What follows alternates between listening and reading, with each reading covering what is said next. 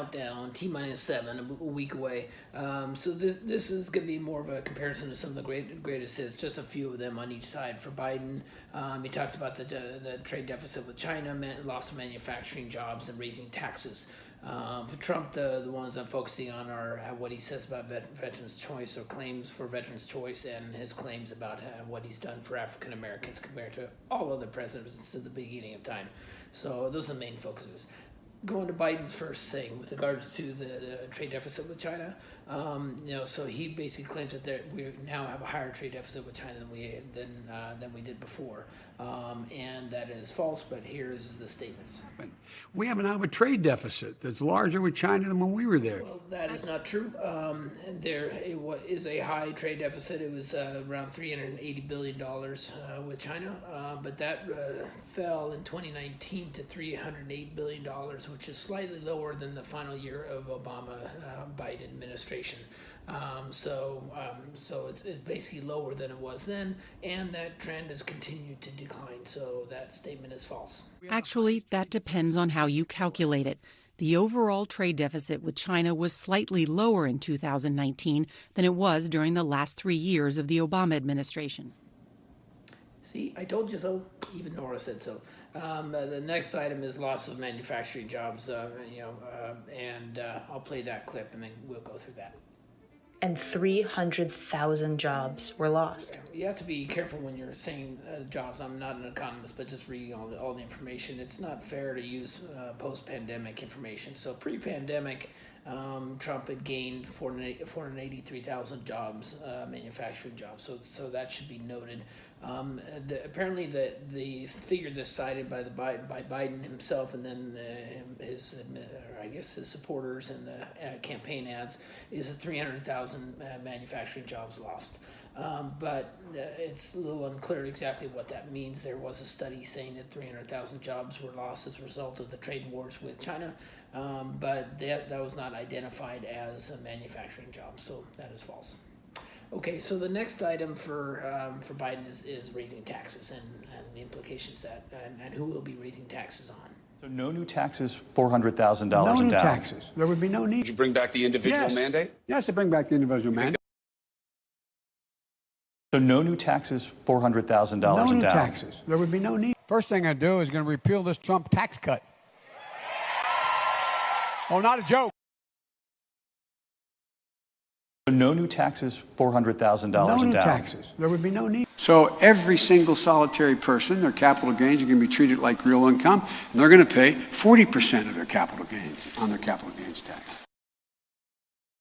But it's largely true. Essentially, he has a plan and should be acknowledged that he's not planning to directly raise taxes on people earning less than $400,000. So that is true. However, indirectly, I'm no tax expert, but taxes can go up if you're raising taxes on corporations.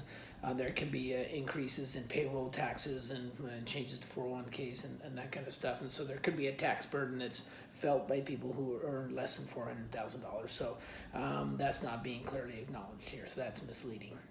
Okay, so that's that for Biden, and then the Trump ones are veterans care, and then what he's done for African Americans. I did more for our black population than anybody other than Abraham Lincoln. Okay? And nobody's even close. So that is a pretty major statement, and objectively or subjectively, you have to say it takes a lot of guts to compare you and say that you're the best ever. And even though he's not saying he's better than Lincoln in some quotes, sometimes he says he's done more than anyone, including Lincoln. So pretty gutsy, I must say. But if you boil it down, obviously people know what Lincoln did for the African American community. But the obvious examples get brought up for more recent times would be what happened in the 60s of civil rights under President Johnson, and then even Nixon. Apparently, he did a fair amount of things for affirmative action and desegregation of schools as well. Truman, and he worked to desegregate the military. So there were some pretty major racial accomplishments even in the later part of the 20th century. So that's tough. I'll roll a couple of the next ones because the next ones focus on what Trump has done for unemployment and for historically black colleges. You look at African American, the lowest in the history of our country, unemployment numbers, the best numbers they've ever had. Well, with regards to unemployment, there's a lot of ways to parse that, but basically Trump started with a pretty low unemployment rate overall, 4.7%. It is true that unemployment for African Americans have decreased under Trump. So that's where fact can still be a lie depending on how you use it. So yes, that's true.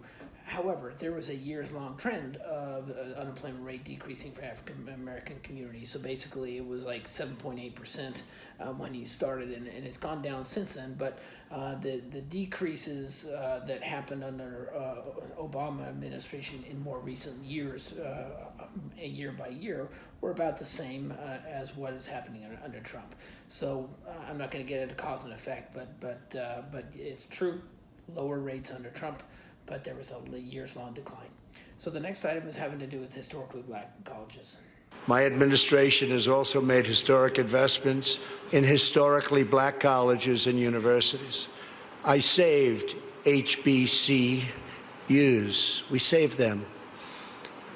They were going out, and we saved them. So Trump often makes this type of a reference on what he's done for historically black colleges, and he also often says he saves things. So he saved suburbia, he saved historically black colleges, he saved Big Ten football. So when he's saying that kind of stuff, anytime he says that, or I alone can fix this, probably ought to be fact-checked. And with regards to historically black colleges, yes, he has provided funding for them. He has not saved them. And he's provided funding probably commensurate with what the Obama administration did, and maybe even left money on the table, apparently. So, but Trump did sign in a bipartisan Future Act in 2019, and there's like $255 million annual funding for minority colleges, and a good chunk of that, like $85 million, went to historically black colleges, so that's great. So some of the reporting indicates a lot of this stuff is coming through Congress. It's not like Trump is pushing this, and he's not pushing for as much funding for them as what Congress is allotting. So he could be doing more, certainly there. But that's it with regards to historically black colleges. And I guess the last item is Veterans' Choice and some statements about that. This bill will extend and improve the Veterans' Choice program so that more veterans can see the doctor of their choice. If VA doctors can't see you within a reasonable amount of time, you'll have the chance to see a doctor outside the VA system. A top priority for me for many years has been to give the veteran a choice. That veteran should be able to go to the facility of his or her choice. So this is a package of a gross exaggeration in many cases and outright lies in many cases about what he's done for Veterans' Choice. So it's okay to acknowledge that he's done things for U.S. veterans. That is good. But he often claims, credit for the Veterans' Choice. That's something that's something that Barack Obama signed into law in 2014. So he basically takes credit for that existing, and that essentially is an Obama item. Everybody, this is good work. Thank you. Choice. We've been looking for choice for a long time. I'll be signing landmark legislation to provide health care choice. What a beautiful word that is. Choice. And freedom to our amazing veterans. We also passed Veterans' Choice, something that they've been trying to get for 45 years. Veterans' Choice. In 2018, apparently, Trump did sign in the VA Mission Act that expanded and changed the program. So that is fine. But he doesn't say it in that context. He basically takes credit for the entire Veterans' Choice, and that's incorrect.